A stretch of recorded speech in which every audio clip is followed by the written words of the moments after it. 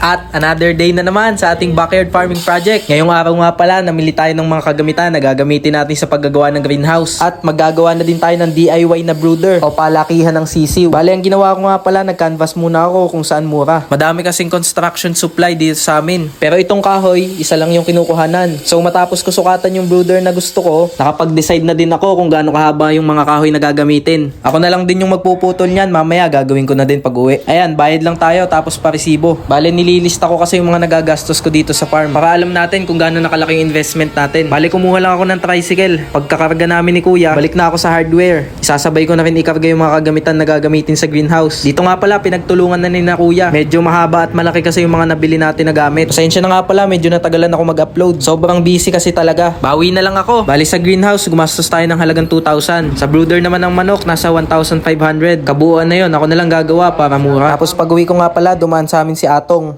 Ang sarap nga pala magkape habang nagagawa. So ayun lang, abangan nyo yung next upload ko. Nakadetalye kung paano natin ipapaayos yung greenhouse. Pati itong gagawin kong brooder. Ayun lang naman. Please like, share, and follow. Thank you sa panonood. See you sa next video.